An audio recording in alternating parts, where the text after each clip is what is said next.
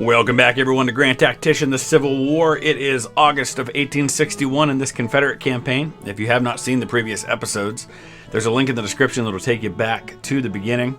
Rebels on the move. Confederate armies invade the North. Northern citizens fearful. Union forces skedaddle. That's the headline right now. And we can just take a look at the situation. 157,000 men fielded for the Union, but the minute he signs something to start the draft, that number is going to go up by hundreds of thousands. And so we're trying to keep up as best we can, knowing that's coming. I'm continuing to work on my forces in Chattanooga and Nashville, knowing that that's where a lot of his men are. And we're waiting for a lot of our men to get recruited. We're also working on our supply situation to make sure we have more than enough supply for our armies that are in those locations.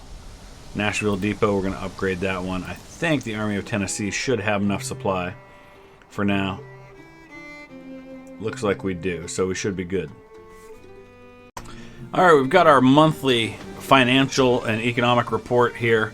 Current economy cycle is expansion. The wealth of our population is developing and decreasing. Our tax revenues increased by $1.2 million during the month. 5 companies founded: a farm, a foundry, 2 ironworks, and a factory. Export volume was 15 million, while 3.5 million worth of goods was imported. So that's good. We're exporting more than we're importing. Average corporate production over the last 3 months was 505 million, a change of plus 42 million. Our economy lacks coal, wood, and rice. Our stocks are full of artillery, iron ore, and artillery ammunition. So with that in mind, that causes me to think, okay, we need coal. When I think coal, I think West Virginia. So I find myself wondering if there's any resource of coal that might be available for us to find. There's an ironworks there. I don't see any coal off the top here. Doesn't mean it's not out there. I just don't know where else we might find it. We do have the Army of the Appalachians, which is 12,000 strong under Beauregard, here holding Charleston. That's meant really to be a defensive army. My primary concern there being that as long as he doesn't take Charleston, he cannot get West Virginia to secede. So we've got to at least keep that army there. We've got the Army of Virginia forming in Richmond. Department of Pennsylvania is actually down in between us. So I may send Lee down there to deal with them, drive them out, at least push them back north, which means I'll have to hold the Army of the Shenandoah at least for now. Eventually I want to send them back toward Winchester, but for now we've got to at least deal with this army in my rear. I'm also looking at the supply situation here. Let's go ahead upgrade that depot, both of those depots to 3. Gonna have one of these rare battles where we're gonna have a significant advantage in manpower, which will be nice. Oh, actually, well, interesting. Out of 35,000, we're only gonna have 19,000 available. Do I really have that many men not available? Interesting. All right, looks like we are going to be fighting on the Chancellorsville Battlefield. This will be interesting because this is Chancellorsville and the Wilderness, which means woods. He's got the objectives, so we're going to be coming in having to attack. This is going to be an interesting battle. Initial numbers look like this. 34,000 to 31. I think we're overestimating him. Oh, it's because I've got a lot of cavalry. That number was just infantry. I'm almost half cavalry in this army. That's pretty interesting. That's because I have a lot of... I've got an entire division of cavalry, the Victorian Mounted Rifles, which is almost 10,000 men. And then I've got Bragg, the 5th Georgia Cavalry, the Georgia Hussars. So that makes up a good bit of Lee's army. So step 1 of my movement process is almost complete. I'm sending the Victorian Mounted Rifles Division under Jeb Stewart out here. A couple of support brigades in the center, so we have some infantry. And then I'm sending my other 2 infantry divisions over to the right. We just got a glimpse of some of the Union forces, so they do appear to be in and around Wilderness Church over here. So once we get these 2 divisions into place, we'll probably put them into battle line right along here. And then I still want to send Jeb Stewart up here to try to secure Chancellorsville and then come at him from this side. This is kind of the area where, at the historic battle of Chancellorsville, it was in this area here where Oliver Howard's corps was kind of hanging out on the right. And Stonewall Jackson made that famous flanking maneuver where he goes down past Catherine Furnace, past Hazel Grove, and out the Orange Plank Road and hits the Union over here. Okay, we're in position where we want to be. Sexy Division under Stonewall Jackson, appropriately enough, is going to be leading this attack. So we're going to move them down to about right here. We'll bring in Withers' division on this side. I actually want to bring them in on this side of the waterway there, so they can come up along this fence. Once I get there, I should probably be able to see some of the Union position. I'm going to bring Hampton's Legion down right here. Do the same with D.R. Jones's brigade. These are two independent brigades that are attached directly to Lee. Let's start bringing down these guns. They're only 6-pounder field guns. I don't know why Lee has attached himself over there. I'd rather put him in the center somewhere. Victorian mounted rifles. Let's go ahead and make our way down toward Chancellorsville. Chancellorsville is really just the Chancellor House. It just called that because it happens to be a crossroads where a couple of different roads meet, but it's really just the one house. It's not really a town. It's going to take a while for these orders to filter down to Jackson and Withers' division because they're so far away from where Lee is. All right, well, it looks like those two independent brigades are going to get the first real sight of the enemy and may be the ones who make the first contact.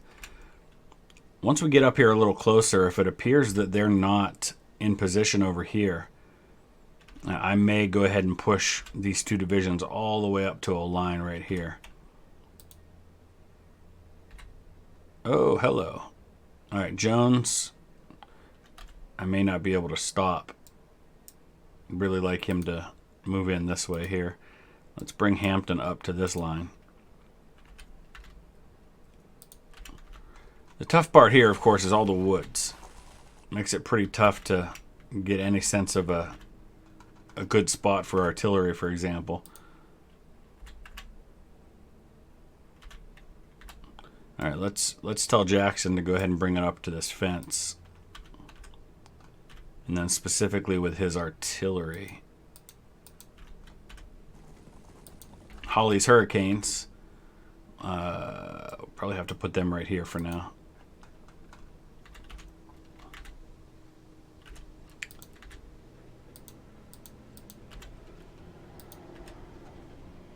Not sure why I can't select Stewart. There we go.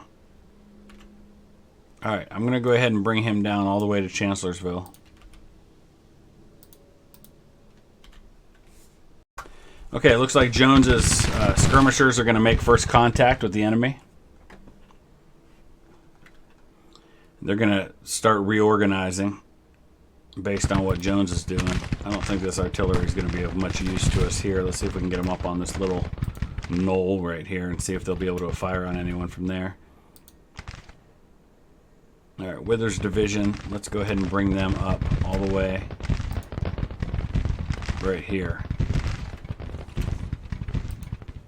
with the artillery back here on this hill with a nice open field of fire, hopefully. And I think he's all bunched up over here, so we may be able to go ahead and move Jackson even further. But we'll hold off on that for now. All right, I'm going to bring Lee down here. I'd rather he be close to these two divisions than to the others.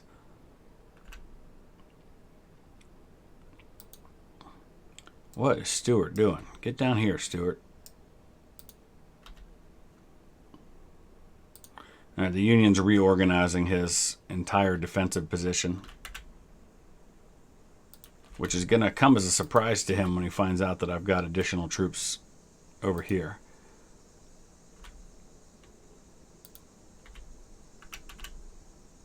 All right, let's go ahead and send Jackson up all the way to Wilderness Church. Again, we've got deal with the artillery independently. Let's put them right there. Jones already pulled his skirmishers back? I think he did.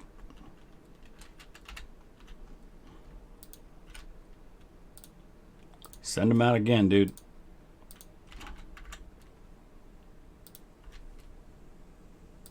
Hampton's got Springfield muskets, so they're not going to be too useful to me at the moment.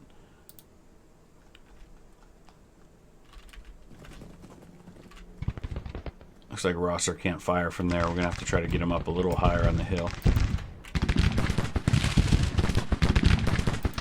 All right, Jones. Hold your own as best you can, dude.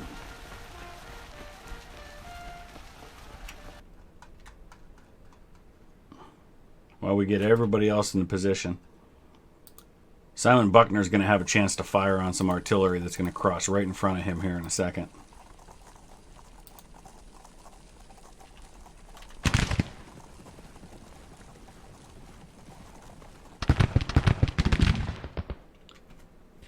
Historically, it was Simon Buckner who surrendered Fort Donelson to his old friend General Grant, who he had known before the war. He had actually bailed Grant out financially at one point in New York City.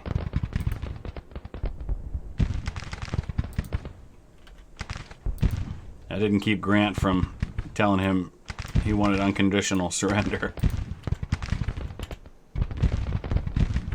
All right, he's pulling everybody back now.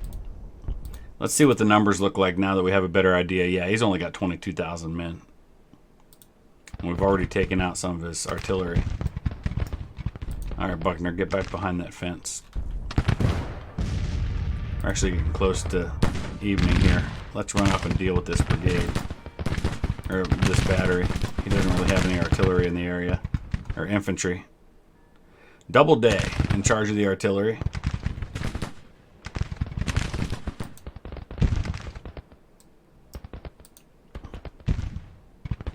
I'm going to go ahead and speed things up because I think we're going to get to nightfall and have to redeploy. Doubleday's pulling back. We're probably not going to be able to hit him in time. Oh, I think we're going to catch him.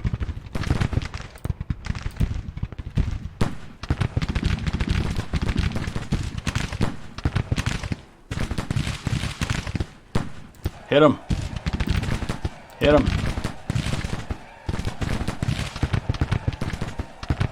Nice. Didn't pull him out in time. That's a nice thing about these woods. They slow him down, make it really hard to be able to maneuver effectively. I think the rest of this is going to mostly just be waiting for nightfall so we can redeploy. Alright, we've hit the end of the day, which means redeployment time, resupply. Good news is we'll be able to keep this wing right where they are. Let's go ahead and sort out everything over here. I'm going to keep them in a double line formation because I think we've got the manpower to do that. We'll bring everybody right here, and then we're going to just go ahead and squeeze. Oh man, he redeployed big time. Okay, interesting. So let's do this. Let's put Stewart in a single line formation. He's going to start moving again. But let's go ahead and start advancing. I want to pull Turner Ashby out on the wing over here.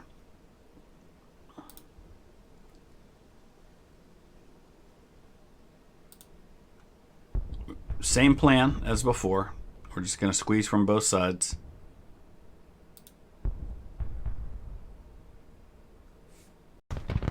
Okay, so we've got the 32nd Georgia Artillery has opened up over here on the left. He's pulling into battle line to face this wing of my army, but unbeknownst to him, Stewart's out there. It's going to be hard to get orders to Stewart. We may have to do this at the brigade level so that it comes from Stewart directly. Let's have his men dismount. Who was wounded? Buckner was wounded. Dang. That happened early in the fighting. about to get hot over here. Get Holly's Hurricanes facing the right direction. Bring Jull's brigade up right there. We're going to start moving these guys up on the flank. We're going to put pressure on the entire line as best we can.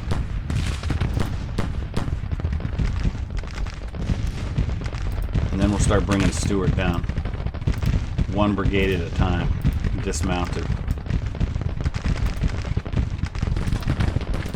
By doing it this way, we bypass having to send orders from Lee. These orders come from Stewart directly, since they're brigade orders.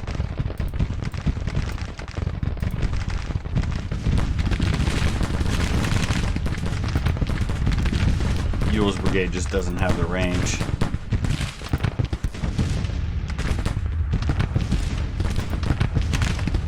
Let's have him send some skirmishers out at least.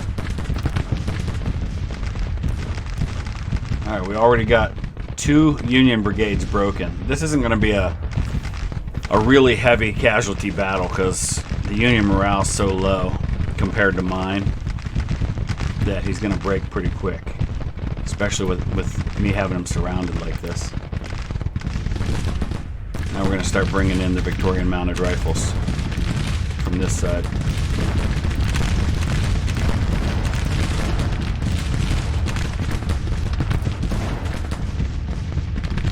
We're going to end up inflicting more casualties on his retreat than we do in the actual battle.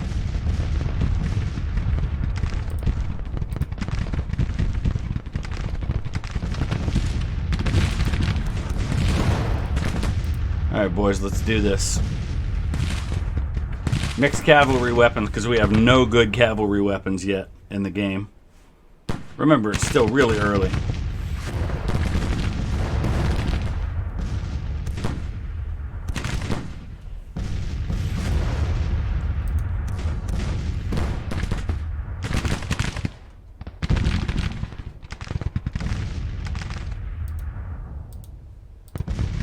I'm guessing that's the same Rush who was in command of Rush's Lancers, which were a Pennsylvania unit historically. He's like a grandson or great-grandson of Dr. Benjamin Rush, who was one of the signers of the Declaration of Independence.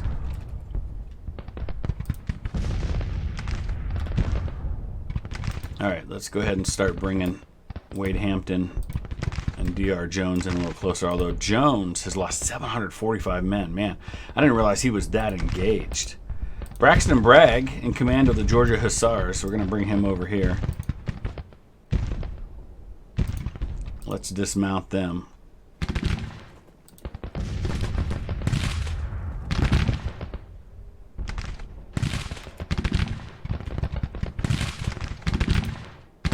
We need to keep pushing down with the Victorian mounted rifles so they can actually get in range and start firing.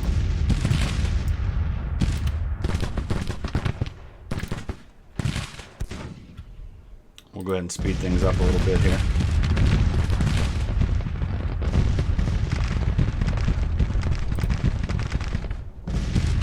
Alright. They're going to get their chance.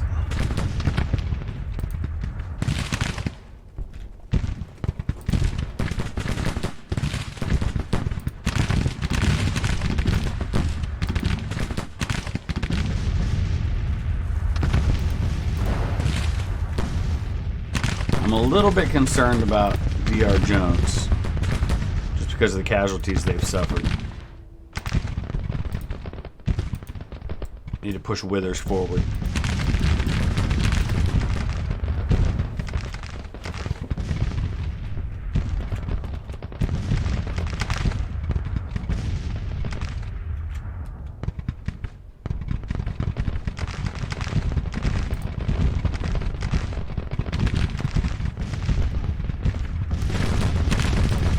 Oh, what a mess this is going to be for him. We've got him in a perfect trap.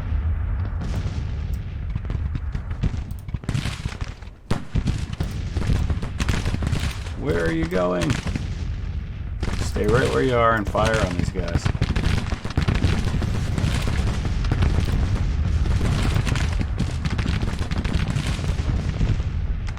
I think Jeb Stuart is once again deciding to do his own thing. complete disregard for his orders. I'm honestly surprised that this battle's still going.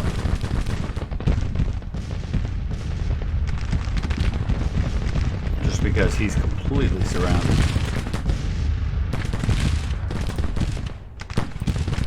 Alright, you know what? Let's do this, Stuart. Mount up. Ah, he's retreating. Okay. This is where we've got a chance to cause some casualties, though. Maybe even cause some retreats.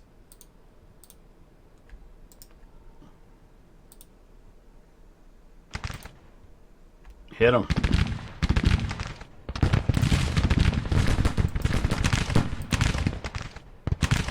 We're going to charge both of these units in, see what happens.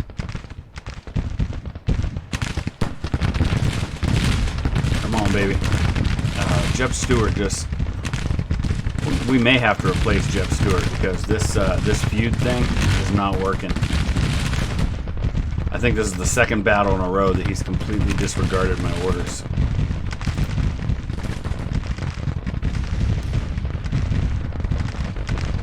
We're just going to try to cause casualties before this thing ends. Wreak havoc on his numbers. Of course, it might also wreak havoc on ours.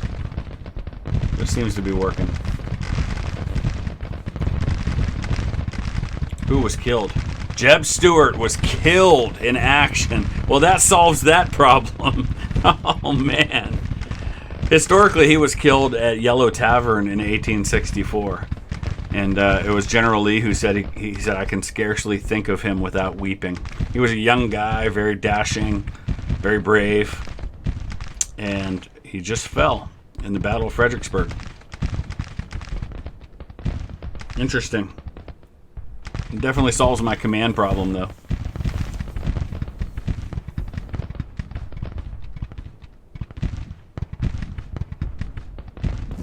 Alright, so 2,300 casualties for us, 3,900 for Patterson. But the end result is a victory, which means that we drive him out of central Virginia and reestablish a connected series of lines for us, and now we can make our move on Winchester. So now we get officer loss reports, which is a nice addition. Following commanders are reported killed in action: Brigadier General J.E.B. Stewart. That's James Ewell Brown Stewart. Looks like our numbers fielded are almost identical now. Let's go ahead and take a look at that. I don't know if we need to replace him or if that automatically happens. It looks like we do need to replace him. Who can we replace Stewart with? That's a tough one. Hardy's not bad as a commander. Who's somebody that is specifically good with cavalry, though? Because that's kind of what we're after here. We want somebody that's got that. Actually, Hardy does have that. So let's put him in there. I think that'll be a good replacement. Let's go ahead and take a look at our Navy for a minute. I do have to keep an eye on the credit rating and our income situation, but we don't... Oh, we can build some gunboats. That might be the way to go here. But I want to get a couple of sea-going ships going that I might be able to build. We can't build frigates in the New Orleans squadron. I need to start breaking the blockade a little bit. The Mississippi squadron is kind of our main force for dealing with that. Let's build ourselves, though, another frigate. Let's start that. We've got one, the Virginia, that's 74% of the way to being built. I do want to get some more, another fleet going somewhere with some gunboats. The Memphis port might be a good place to do that. Let's go ahead with the Memphis port.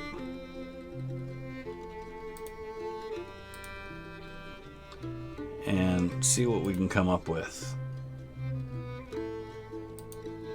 CSS Georgia is a sail and steam gunboat. They can go on the sea or the river. They only have 5 guns, though. I like the idea of maybe a double ender. That's a large-sized ship with 8 guns. And it has no armor, though.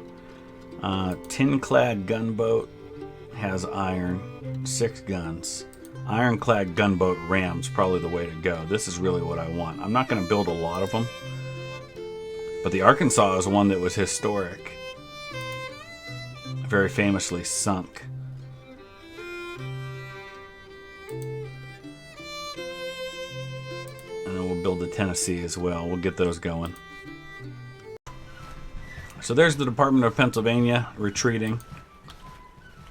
We'll go ahead and send the Army of Northern Virginia back up to the Manassas area. And now we're going to make our move with Johnston and the Army of the Shenandoah to seize Winchester. I don't see an army operating in that region that concerns me too much. The Army of the Potomac, 28,000 strong. So maybe we need to add some more to the Army of the Shenandoah. I don't think we have any more coming that way. So let's start building up these divisions a little bit.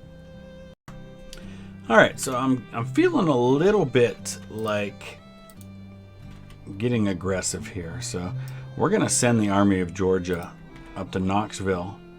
And once we get to Knoxville, we're going to start establishing some new base of supply there. Because obviously that's going to be a concern, is supplying our armies. There's the Department of the Ohio, 23,000 strong, sitting there right now. How's Johnston's army doing? Looks like they're well supplied. There's only 27,000. There, we've got diplomacy too. So now we can choose a new policy. Free Trade Act will give us plus 10 to European relations. Those are only at 31 though. So we're far from getting there. Letters of marque, no. I'm thinking this is a good time for industrialization too. Let's start building up that industrial base some more. I don't know if immediate changes are possible because of the new diplomacy. Let's see if we have any new weapons that might be available to us. Nothing yet. Still just a couple of Enfield rifled muskets and Lawrences. How about guns? Oh, we do have a few choices on guns. Let's at least upgrade these 6-pounders to 12-pounders. Alright, we're out west now. I'm looking at the Western Army and I'm thinking we're going to need another supply depot out here. I also kind of think we need some more men, but I now have another army over here. Just trying to think of where they are. Missouri State Guard. Oh, that's right. They're the ones that retreated all the way down to Mobile, Alabama. Alright, we're going to send them up to Memphis for now, with an eye toward moving into southern Missouri. I would love to see Missouri secede and become a part of the Confederacy. Alright, this is going to be a bit of a challenge for us. I was just starting to recruit some new units into the Army of the Shenandoah, but those men are not anywhere close to arriving right now, and the Army of the Potomac just came back from where they were, which was a little further to the west, and they've hit us in Winchester. Winchester seems to be like the real Winchester, a place that we're going to fight over a lot. Every time I send an army up there, I end up getting in trouble for it. I almost feel like withdrawing, but we're going to fight it out and see what happens. But if it looks like I'm going to lose men, I'm going to pull out quickly. Okay, so looking over the situation, we're going to be defending. We've got the objectives here, here, here, here, and up here. There's really only one major road that comes down toward those objectives. I have to think he's going to be coming down the middle road toward Winchester. So I'm going to put the majority of my forces there. I don't have a lot of forces, so it's not like I really have the luxury of spreading out too much. So even if he does go out this way, he'll eventually have to come down this road here. So I think we'll place one unit of cavalry out there, but the vast majority of our forces we're going to put right on here defending. Alright, so we built up some parapets, but we haven't seen the enemy. And we've got to the next day. I'm going to see if I can upgrade these. And it looks like I can. But that uses what points I had.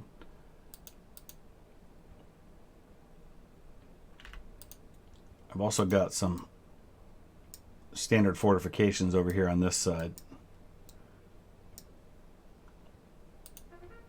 But otherwise, we're just waiting, and we're going to hope he comes down this road. And that's the way he hits me, but not a thing seen so far of the enemy.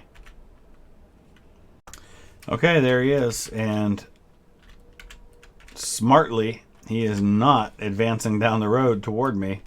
He's trying to get around my flank, so he's moving this way, completely spoiling all of my plans. That means we're going to have to shift. I'm going to go ahead and take... Oh, he is coming. He's coming down both my flanks. Look at Pleasanton's artillery right out here. I don't even know what to do with that. But let's go ahead and take Felix Zolokoffer's division. And one brigade here. And then I guess we're just going to have to hold the rest. I'm going to swing Pemberton around this way. Let's try and take out that artillery. He must be leading with the artillery. I would expect there's infantry behind that.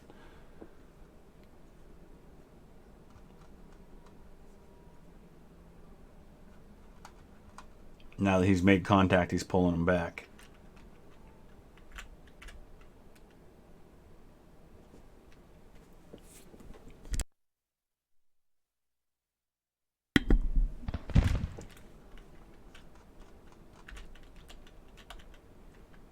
You know what? Get out there and get him. Come on, Pemberton. Let's wipe out that battery.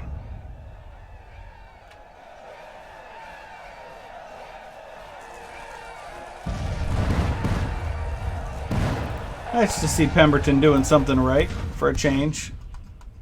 Since I've gotten back from Vicksburg, I've spent a lot of time pondering just how terribly he was. How terrible he was as a commander during the Vicksburg campaign. Okay, so let's send out some skirmishers here from the Hungarian Impalers. And the 10th FGA. We've got Stuart's cavalry here. Oh, his whole army's over there. Wonder why that one unit of artillery was on that side. Alright, we're going to have to come up here with Pillow's division.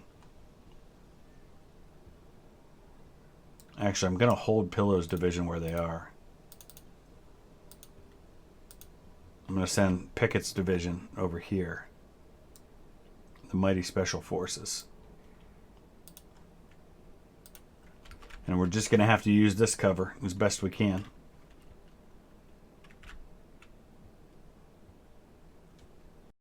Oh, we've got one brigade that's decided to get crazy on his side. Pull the skirmishers in. Now he's starting to move forward with more. Dang, we lost a lot of skirmishers in the process, though.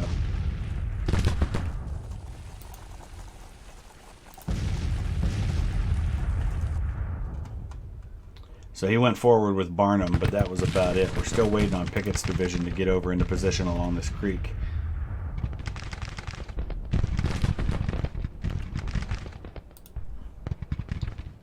I'm still a little bit nervous about the fact that he had that one unit of artillery coming down here. It really makes me feel like he's got more, but at some point I'm going to have to pull Pillow's division over because we're going to need them. I'll send the Rockbridge artillery with their howitzers, at least get them over there. He's sending Henry Halleck's brigade down too. Let's pull the skirmishers back.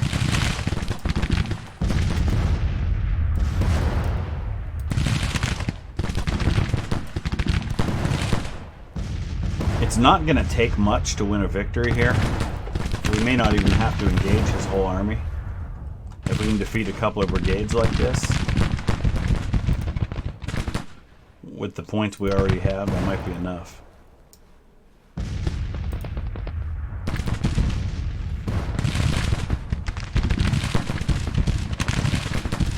So far, so good.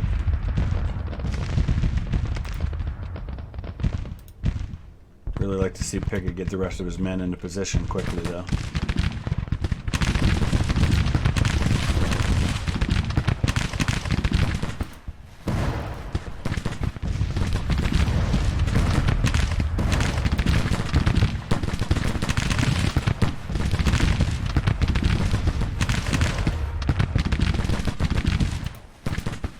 The Rockbridge artillery Hopefully they'll be able to fire over this house. We've also got the Iron Rain battery. These are 6-pounders. We got to get those upgraded.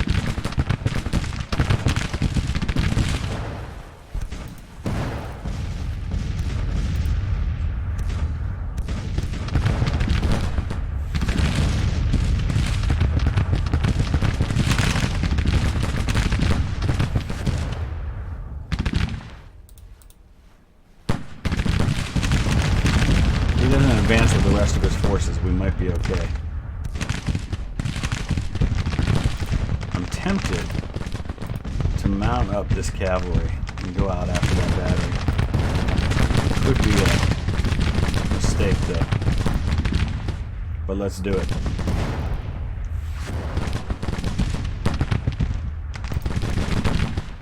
Johnson will go closer to the action. Still waiting on Pickett's division to get up here in force.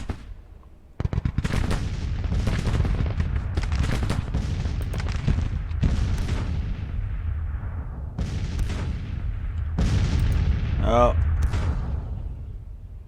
He sees what I'm doing. So we're going to have to pull him back. That isn't the Grant, is it? I'm kind of curious about this. Commander report. Let's look at that battery. I don't know which brigade it is, though. Pleasanton. No.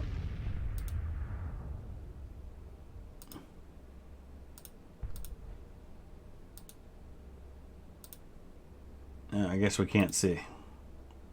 All right, let's pull him back. I think he's withdrawing. Excellent news. Minor skirmish, but we had enough of the victory points and we held him long enough, and we have enough of an advantage in morale that he really just couldn't push things too much. All right, 184 casualties, inflicted 1,500. Mainly, though, he just broke General James Watkins. Morale was low. He took too long in moving his army, and by the time he finally did attack me, he only attacked with a couple of brigades, and he didn't do so very well. So he's going to need some better generals if he's going to do any better than that. But we're going to wrap it up right there. It's kind of a shorter episode today, but I'm trying to bring you more frequent content, even if that means it's not quite as long. As always, if you are a patron and you have posted your request for a division or a brigade, depending on your level, divisions are all at least partly recruited. In a couple of cases, we're still waiting on a couple of brigades to get in to the fight. As far as brigades go, I will hit the little heart, the like button, when I have added your unit. So if you see that yours has been liked, that means that I have recruited your unit, so you should see it in combat at some point. Thanks for watching, and we will see you again soon.